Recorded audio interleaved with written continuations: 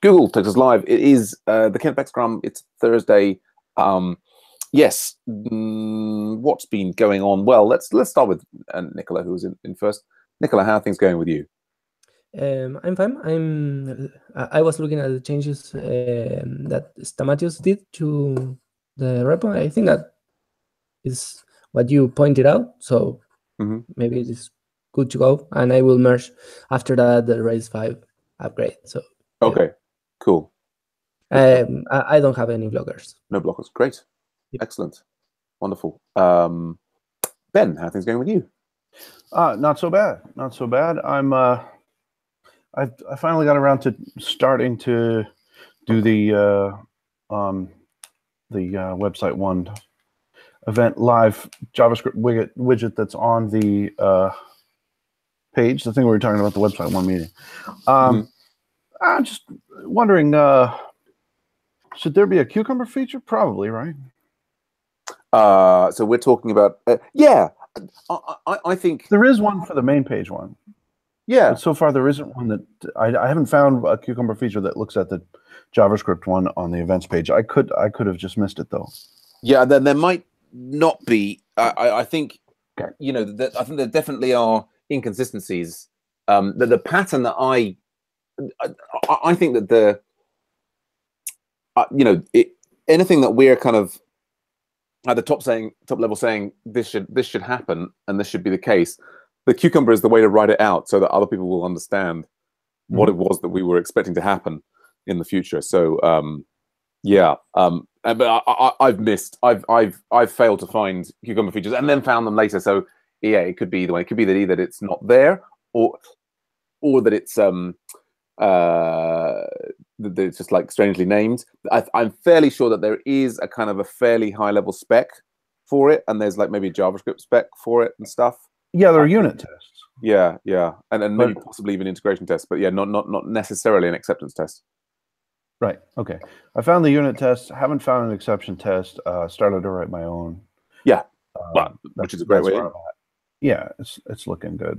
All right. I just started on that. I just got time for it. The other thing is the Wiki EDU dashboard. Now, I have one issue to talk about with respect to that. Okay. If I can be allowed to go on, and that is that I'm working on an acceptance test for something that's sort of a high-level thing in the React area. Oh, okay. Yeah. That requires loading up a VCR tape and then sort of loading up the JavaScript.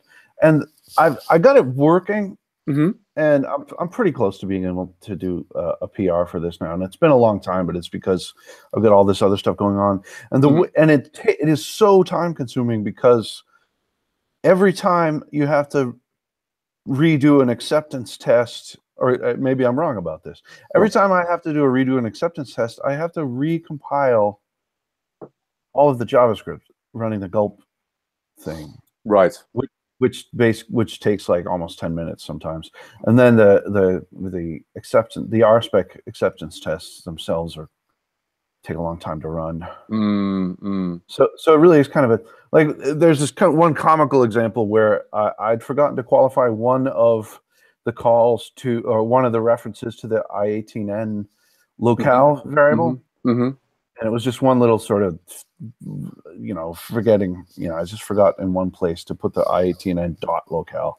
Sure. And it was like 10 minutes to discover doing stuff to just I just have to, and it was just like there's got to be a better way to do this work. And so what am I missing? Is there something I'm missing? That's interesting. And this is you are making changes to JavaScript code before doing this recompile step for the goal. Yeah, that's fair enough. If I don't do that, it's not because I mean, in principle, the stuff that I've done with React, you have like a hot reloader, so and the compiler kind of spits that stuff out straight away.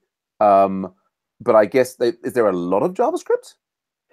There's a lot of React stuff. The React unit tests work that way. That workflow works in the React unit tests. But the problem is these acceptance tests, which are written in Ruby. So they're using Capybara and stuff, are they? to That's right. write, and for them to. So, I guess you've got the, but I imagine superficially the operation would be, you know, a kind of a syntax issue like that. Can the unit tests not catch them for you quickly? And would you run the I suppose unit so, but tests? I'm not writing. Yeah, I guess I'm in a situation where I'm not writing unit tests for this particular thing because I couldn't quite figure out how to do that because it requires. I mean, we're not just testing the components. That's a good point. Maybe I should figure out how to do that.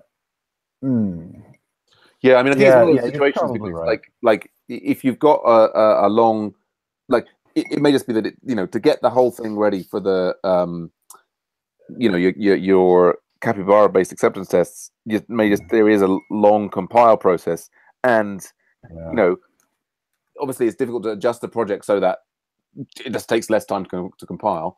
I mean, was it? You probably that makes sense because even if I didn't add any unit tests, I should run them. Yeah, you should be running. They would catch that kind of thing. Yes. Yeah. Of course. Yeah. All right. Sorry. No problem at all. No, good thing. I mean, I probably should have, rather than diving into it, I should have said, "Oh, let's bring that up at the end," because I hadn't done my report yet. But it's very interesting. No, interesting topic. No, the fault is entirely mine as the Scrum master. Let's just summarize my things. Yeah, we had the deep learning mob, which was good. Both Ben and Michael got further than me. I've now, over my lunch break, like I actually didn't refer to their solutions. I just used my short-term memory of having reviewed their solutions to come up with my own solution for this vectorized loss calculation, and that did work. So something stuck. We'll see if it keeps in my mind any longer. Hopefully I can make more progress now with the new debugger setup. Yeah, and then I had a big discussion with edX about a new sort of partnership, and that would be lovely if that comes through. I guess I'm not blocked on everything, just terribly behind. We've got the local support local support meeting coming up right now, and that will sort of be the day. What was I going to say there? So I think that's our Scrum, unless there's anything else that we need to address. I guess I'm trying to draw people's attention to this. We've got the React mob that happens tomorrow, and we haven't had very many people coming to it recently, and I'm trying to work out what we need to do there. One thing that I have been doing is I've got Nightmare, that's acceptance testing in React working, and so that would be another intermediate step in between React. Is that really what they named it? They did. They named it Nightmare. Yes. Oh, jeez. Well, okay. And it has been a bit of a nightmare, but we have actually now got it working. So that's but anyway, that's a whole other story. I guess, I was just going to, to refer back to Nicola's earlier point about this is the local support project, and that Nicola had been, reviewing the Stamatios's thing. Yeah, I'd made a couple of suggestions there. Had you made any additional suggestions, Nicola, or? Other than that, it was okay. Yeah. Oh, great. Okay. Yes. So no action. I was sort of checking if there was an action item for me. I guess we'll now wait for Stamatios just to clear. And he's already updated them. Yes. Yeah. Okay. All right. So maybe we'll wrap up there. I'll do a quick. We can get this pulled in, and then it gets pulled into the Rails 5, and bada bing, bada boom. Yeah. All right. Okay. Good stuff. Well, great to see you both. Maybe see you in the next that old local support meeting, Nicola. And Ben, I'll see you when I see you. Uh-huh. All right. Good luck with everything. Bye for now. Bye-bye. Bye.